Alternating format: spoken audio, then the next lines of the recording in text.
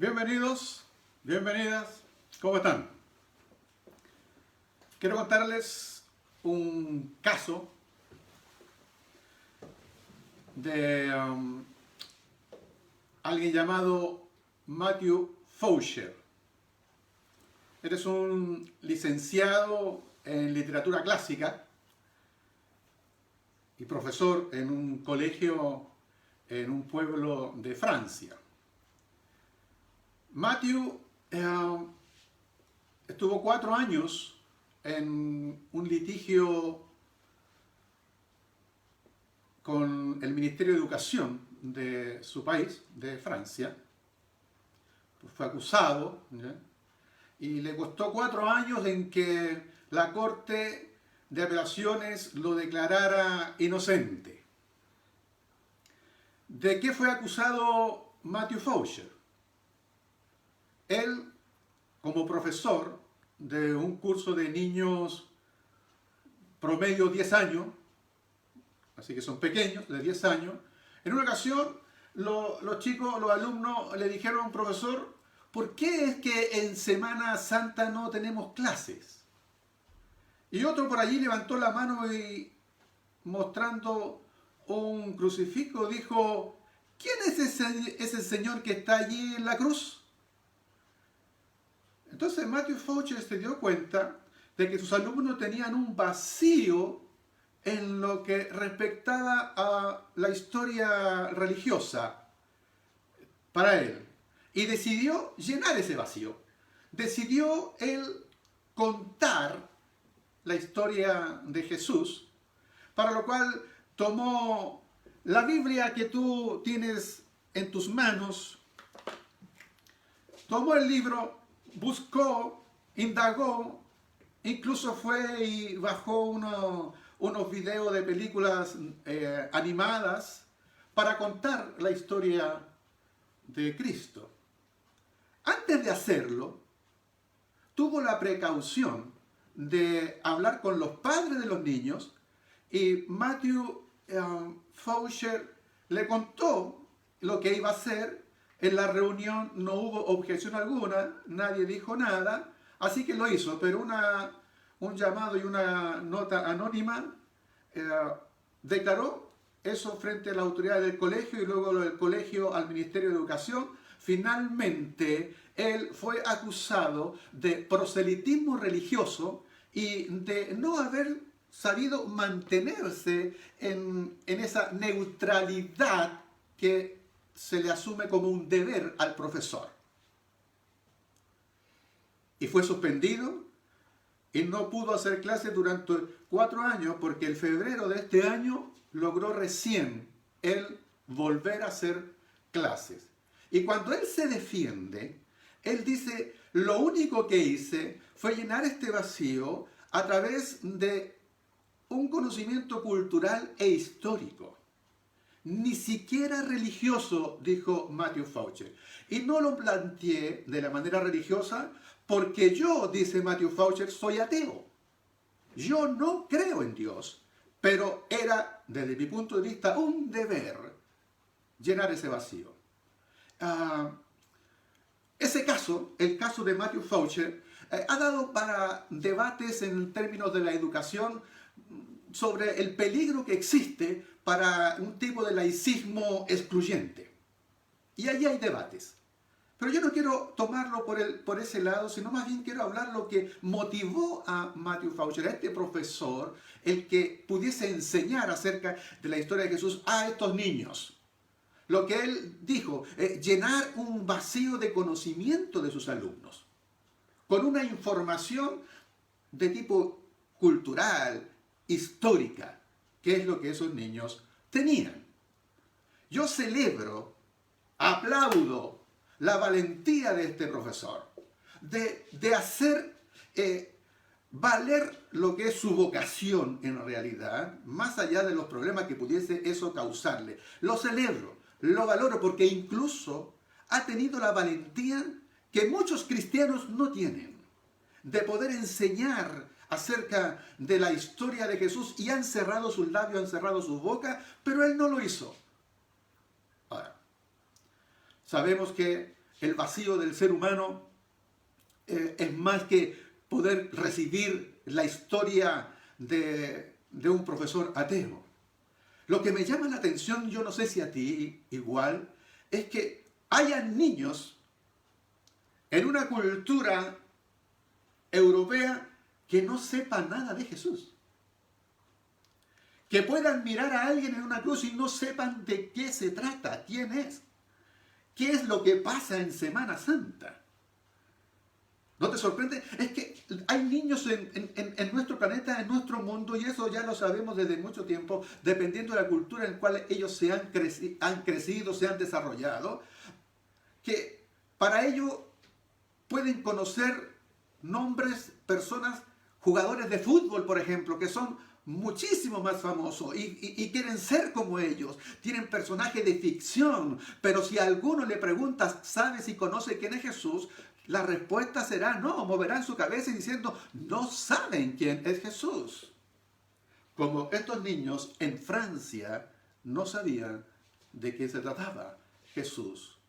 Así que, para esto, la sentencia, la palabra del propio y del mismo Jesús es la que quiero resaltar en esta tarde con ustedes. Dejen que los niños vengan a mí y no se lo impidan. ¿Puedes imaginarte tú a Jesús enojado? ¿Puedes buscar entre las historias que tú conoces y ver a un Jesús enojado? Lo más probable es que recuerdes el caso aquel donde él toma un látigo y a los mercaderes del templo voltea las mesas y uno ve allí a un Jesús indignado. Cuando tú lees la Biblia, los evangelios, lo vas a encontrar también varias veces indignado por las injusticias sociales, por la hipocresía de los representantes y los líderes religiosos como fariseos y saduceos. Se enojaba, se indignaba y los trataba muy duro. Y hay una tercera ocasión que se indigna y fuertemente. Lo hace no contra sus enemigos, no contra una injusticia planteada por algún dirigente, sino que se va a indignar con los suyos, con sus propios seguidores, con los más cercanos. Se va a indignar con los apóstoles. Va a sentir una rabia por una actitud mostrada por ellos. Fue algo que, cuando uno lee la Biblia, fue algo que a Jesús le causó mucho dolor, pero un dolor que le causó y lo irritó, le dio rabia. Como la palabra dice, se va a indignar. Por eso he llamado a este mensaje, esto me indigna. Voy a invitarles a que abran su Biblia en el libro de Marcos capítulo 10. Por favor, Marcos 10.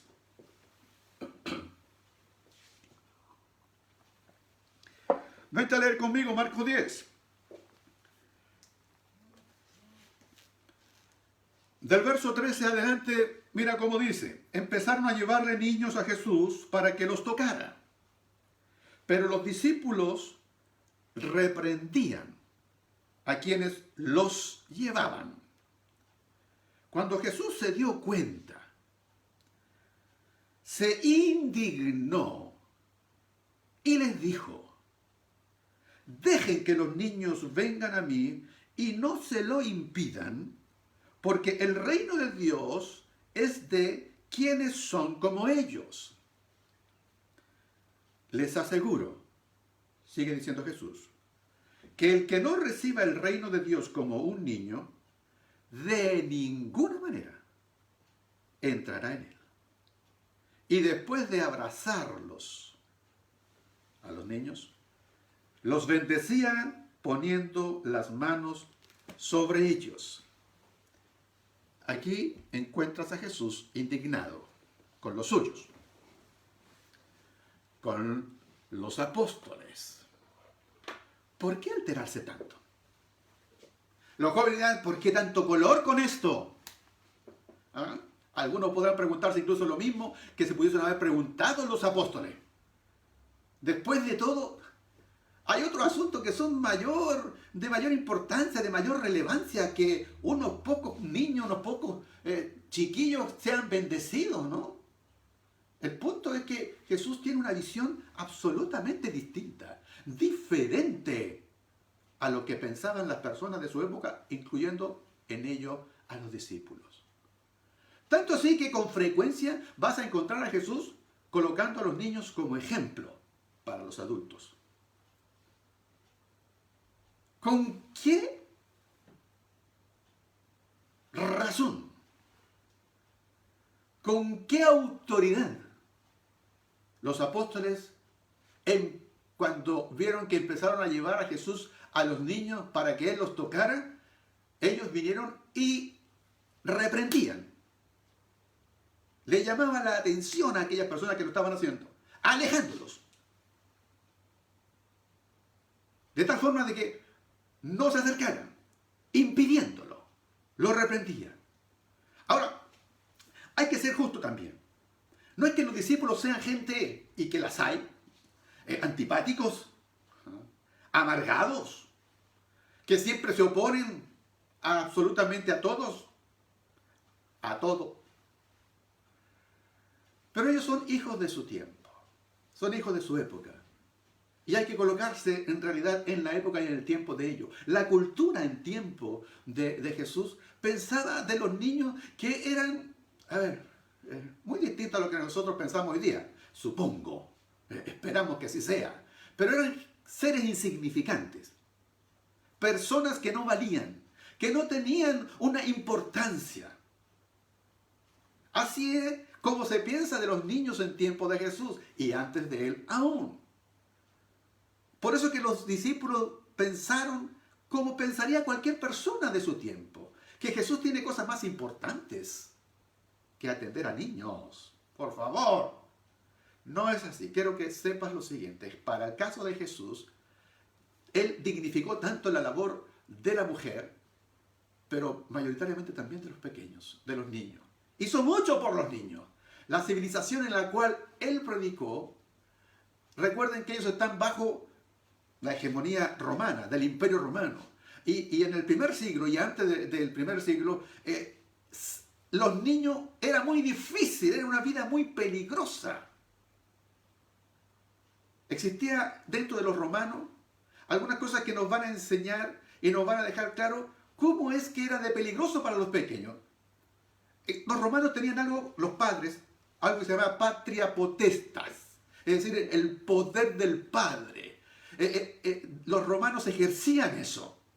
Era un poder que tenía el padre, que era dueño absoluto de la familia. Él podía incluso, si quería, hasta vender a sus hijos como esclavos. Podía hacerlo. Y nadie le iba a decir nada. Estaba amparado por la ley y por la cultura. Podía hacerlos trabajar lo que él quisiera. Extensas horas de trabajo en sus tierras. Podía incluso hasta encadenarlo. Algunos dicen que podía incluso ser, a lo mejor incluso enviarlos a la muerte. Aun cuando esas cosas no se cumplían mucho porque había también un contexto social que lo impedía, pero que de que podía hacerlo, podía hacerlo. Los romanos podían abandonar a sus bebés. Ahora, si era niña, olvida. Eso sí que era más difícil aún. Cuando nacía un niño, dice la historia que cuando nace el bebé, colocan al niño a los pies del padre. Y si el padre lo recoge, entonces ese niño se salvó. Él lo aceptó. Pero si el padre se da media vuelta, lo deja y se va, ese niño literalmente lo toman y lo tiran, lo arrojan. Ese era el valor de un niño, de una criatura. William Barclay tiene una carta bien interesante, se conserva hasta el día de hoy, una carta que escribió un esposo a su esposa, Hilario se llama él, ¿ya? Que le escribe a su esposa, y se conserva hasta el día de hoy esta carta. Él es un comerciante que viaja a Alejandría. y le escribe de cosas domésticas a la carta. Yo tengo un extracto de esa carta, no de la carta real, obviamente, bajé el extracto de esa carta. Quiero compartirles, son como 4 líneas, pero quiero que se fijen en cómo escribe este hombre, porque la carta, lo curioso, lo extraño de esta carta, es que muestra mucho afecto en medio de algo que es terrible, despiadada. Dice la carta: Hilario a su mujer, Aris. Saludos muy cordiales. Ellos escriben así, muy formal, ¿no? Saludos muy cordiales. También para mis queridos Vero y Apolonario. Sabe que continuamos hasta ahora en Alejandría. No te preocupes si me quedo aquí cuando todos los demás vuelvan. Te pido y te ruego que tengas cuidado del niño. Y tan pronto como recibamos nuestra paga, te la mandaré. Si tienes suerte, atención, si tienes suerte y lo que nace es un niño, que viva. Si es niña, tírala. Le dijiste a Afrodisias que me dijera: no te olvides de mí. ¿Cómo me voy a olvidar de ti? Por tanto te pido que no te preocupes. Se extraña, pero eso es la época. Hilario mostrando su afecto y su cariño a su esposa, pero qué despiadado es respecto a referirse a su hija, a su criatura, si es que nacía y era mujer.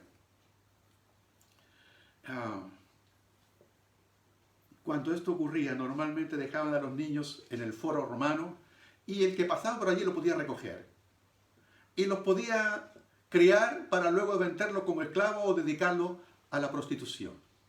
Jesús, muy al contrario de su época, él enseña sobre el alto valor, la importancia que tienen los niños. Cuando Jesús se dio cuenta de esto, por eso es entendible, que sus discípulos estaban alejándolo de él, tratándolo de esa forma, se indignó, se enojó.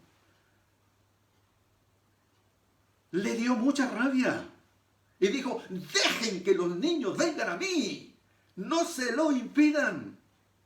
No es una simple molestia, yo quiero que entendamos esto, no es un simple malestar, no es algo de decir, bueno, oye chicos, se están portando mal, así no es la cosa. Se indignó, reprendió a los apóstoles, se indigna y se molesta con cualquier persona que sea y se vuelva un obstáculo para quienes quieran llegar a él. ¿Por qué? Porque el reino de Dios es de quienes son como ellos, dijo Jesús. Les aseguro que el que no lo reciba como un niño no va a entrar a él. Podrá hacer todo lo que quiera, pero no entrará a él. No te equivoques como los discípulos. El ministerio de Jesús no es solo para los adultos, ¿no? Porque si no, luego Jesús va a tomar todo ese nuestro orgullo, nos va a arrojar por tierra y nos dirá a todos aquellos que nos creemos superiores, sabiendo que en realidad lo importante es recibir el reino de Dios como un niño. Tal vez los discípulos incluso se habían olvidado hasta de su propia historia. Se habían olvidado cuando ellos fueron liberados desde Egipto, cuando salieron, cuando experimentaron el éxodo. Dios les había dicho: quiero que todos vayan y me adoren y tengan este culto de celebración en el desierto. Y se acuerdan de la historia que Faraón se oponía cada vez. Y Faraón decía que no y venía una plaga. Y Faraón decía que no y venía otra plaga. El orgullo de Faraón. Y en una ocasión, Faraón le dice a Moisés: bueno, está bien, vayan, pero no se van a llevar a ningún niño. Los niños quedan aquí. Él quería asegurarse que ellos no se iban a ir, que iban a volver porque no iban a dejar a sus niños. Y Faraón dice: vayan los hombres, pero aquí las mujeres y los niños no se van, se me quedan aquí. ¿Y sabe qué causó eso? Bueno, causó entre medio de 2 plagas. La plaga de las langostas, que lo consumió todo. Acabó con toda la economía del país. Y luego dobló la mano de Faraón para que dejara ir a los niños con una plaga llamada la de la oscuridad, densa oscuridad. Tal vez los apóstoles habían olvidado incluso aquello. ¿Saben? Las plagas naturales conmocionan al mundo cuando éstas serán, porque a veces aparecen plagas también en nuestro planeta. Pero hay otras plagas. Hay otras plagas que son de tipo social, que son más dañinas incluso, pero no se ven así abiertamente. Y es más, muchas veces nosotros como sociedad pasamos a normalizarlas. Las dejamos como si fueran cosas normales y naturales y no las son y empezamos a tolerar. Y toleramos aquellas cosas que comienzan como la langosta a devorar nuestra sociedad, a comer. Y luego cuando eso ocurre, llega esta oscuridad en que nos podemos sentir inmersos en una sociedad metida en una desorientación total, en una oscuridad total, espiritual, cuando impedimos que niños se enteren acerca de nuestro Señor, acerca de Jesús. Y peor aún, cuando notamos que estas plagas que son peores que las que estuvieron en Egipto, vemos cómo la pornografía infantil avanza. Vemos cómo azota esto. Vemos cómo el maltrato hacia el niño avanza tal como si fuera una plaga. Cómo los insensibles narcotraficantes utilizan a niños para repartir su mercancía y algunos de ellos incluso los vuelven drogadictos a corta edad. Plagas de nuestra sociedad. Cómo existe la prostitución infantil. ¿Cómo se dan estos abusos a todo ese nivel? Esas cosas indignan a nuestro Señor. Las indigna.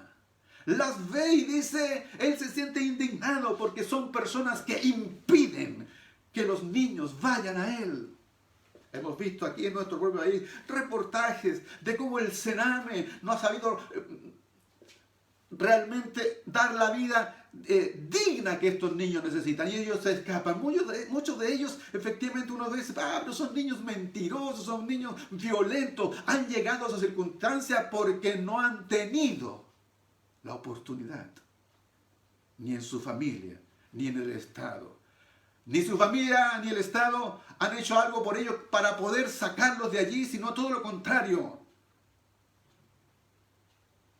Han impedido que se acerquen a Jesús. Y sacan a Jesús de los colegios. Y sacan a Jesús de todo su entorno. Y hoy vivimos esa circunstancia. Hoy vivimos esas consecuencias. Y a veces nosotros amparamos eso. Pastor, yo no amparo aquello. Yo no voy a amparar eso. Miren, a veces lo hacemos hasta de manera inconsciente. Me pongo una ropa que tiene una marca muy especial. Es una marca muy prestigiosa. Puede ser H&M, puede ser Zara, puede ser unas zapatillas de gran marca. Pero tú sabes que esa ropa está siendo construida, la han cosido niños que trabajan como esclavos, 12, 15 horas. Por una miserable paga. Alguien dice, bueno, si esas marcas no están allí, esos niños no tendrían nada. Pero eso no es la excusa. Esas marcas deberían pagar realmente el trabajo que cuesta hacerlo, tener un seguro para ello, tener en realidad consideración para aquello, pero no se da. ¿Y saben por qué no se da? Porque en esas clases de países la reglamentación, la legislación permite esos abusos. Y si tú juntas legislación débil que permite esos abusos con empresarios que son inescrupulosos y lo juntas también con autoridad que es inescrupulosa, entonces tendrás niños así de explotados. Son cosas que están y se saben de ellas, pero no hay cómo poder pararlas. Porque cada una de las marcas dice, bueno, la verdad es que nosotros subcontratamos esto y hemos intentado que eso no se dé, absolutamente no se dé, pero hacen insuficiente esfuerzo por ello. Y nosotros sí lo amparamos porque preferimos esas marcas, lo hacemos, yo he preferido esas marcas y cuando me la pongo ni siquiera pienso cómo es que llegó ese tipo de hilo, ese tipo de algodón, a ese costo, a ese precio. Lo hacemos. Y eso indigna a Jesús. Indigna que haya gente que impida que los niños puedan llegar a Él. Se da también. El reino de Dios le pertenece a ellos. No a causa de sus méritos, porque no hay méritos en los niños ni en nadie, sino porque es la plena gracia y voluntad de Dios el darlo a los humildes, a los que aparentemente son insignificantes y que aparentemente no tienen importancia. Después de ello, Jesús los tomó a los pequeños, los sentó en sus rodillas, los abrazó, los acarició y los bendecía, dice Marco, y después de abrazarlos, los bendecía poniendo las manos sobre ellos, las manos de Jesús. Esas madres o quienes llevaban a esos pequeños, tal vez poco y nada sabían de Jesús, pero entendían que esa persona era alguien importante, allí estaba. Algunos de ellos a lo mejor vieron que esas manos habían recobrado la vista del ciego, habían sanado a un paralítico. Eran manos que bendecían y querían esa bendición para sus hijos. Así que se los llevaron a Jesús para que Él los bendijera. Hay algo que siempre es atrayente, encantador en la persona de Jesús, y que todo el mundo lo puede ver. Jesús es creíble. Y Él quería bendecir y colocó allí sus manos en los niños y los bendijo. Hay que contar la historia de Jesús. Iglesia, hay que contar la historia de Jesús. Abuela, hay que contar la historia de Jesús. Abuelo, hay que contar la historia de Jesús. Tío, hay que contar la historia de Jesús. Tu hermano, debes contar la historia de Jesús. Debes tenerla, si se te da la oportunidad, cuéntasela a estos niños. No podemos esperar que aún incluso profesores que ni siquiera creen en Él están contando la historia de Jesús. Tú, que has recibido la bendición de Dios, eres el encargado de contar la historia de Jesús. Jesús está dispuesto a pasar tiempo con aquellos que pueden ser considerados insignificantes, sin valor. Para Él no, para Jesús tenemos valor y Él está dispuesto a pasar tiempo con nosotros. Esa fue la lección objetiva, inolvidable de su aprecio por los niños. Nadie es tan insignificante, nadie tiene tan poco valor que no merezca la atención amorosa de Jesús. Eso es, un niño se apoya en su... No es que confíe en sí mismo, pero él tiene siempre confianza en los demás. Él cree abiertamente en los demás. Él no va a cuestionar a aquello, no cuestiona ni siquiera la autoridad. Cuando nosotros somos niños, vamos al colegio, aquellos que tuvimos la posibilidad de ir al colegio, y no nos preocupamos en el colegio si al volver habrá alimentos, si estará la casa allí. No, él confía, va a estar allí. Cuando nosotros vamos de viaje, no se preocupan quién el que dirige o cuáles son los gastos. Él confía. Es capaz de hacerse amigo de cualquiera, confía. No, nosotros los adultos somos los desconfiados. Todo lo que los niños necesitan para sentirse seguros es una mirada de amor. Y hoy Jesús a ti como un niño te dice, si no fueres como un niño, no entrarás al reino de los cielos. No es que tenga que ser infantilismo, sino que no lo reciba. Debes recibirlo como lo recibiría un niño. Y un niño lo recibe no porque sabe que Él es el merecedor, no porque Él se lo ganó, no, simplemente porque sabe que el otro se lo ha dado y Dios te da a ti hoy la posibilidad de entrar al reino de Dios. Pero los que ya estamos en su reino, no podemos callar. Haz esto. Si tienes a un nieto o a una nieta y cuando él ya sepa escucharte, no olvides contarle la historia de Jesús. Eres un profesor, una profesora, haz lo que hizo incluso un ateo, contar la historia de Jesús. No puede haber niños en nuestro país, no puede haber niños en todo nuestro mundo que no conozca de Jesús, pero los hay. Hay niños que están sufriendo bombardeos que no saben de Jesús. Hay niños que están en lugares totalmente apartados que no saben de Jesús. Que eso no sean a lo que tú puedes alcanzar. Que ningún niño de mi país llegue a preguntar alguna vez por qué no hay clases en Semana Santa. Que ningún niño en mi país llegue a mostrar una cruz y un crucifijo y no sepa de qué se trata. Eso no puede ocurrir en mi país. Pero las plagas sociales aumentan.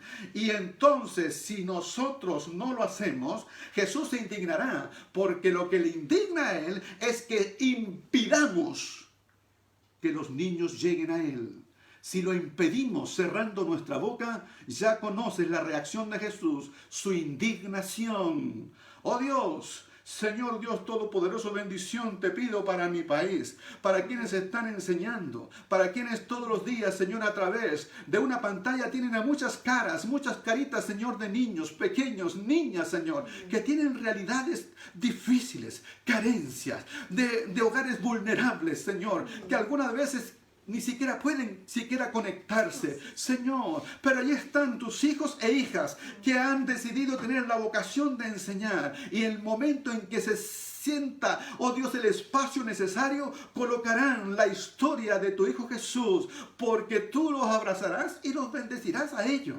Pero también hay abuelos, hay abuelas que tienen la posibilidad de hacerlo, de bendecir. Hay madres, hay padres, hay tíos, hay primos, hay hermanos que no pueden cerrar sus bocas, porque cerrando nuestras bocas impedimos que los niños vengan a Jesús y no queremos provocar tu indignación.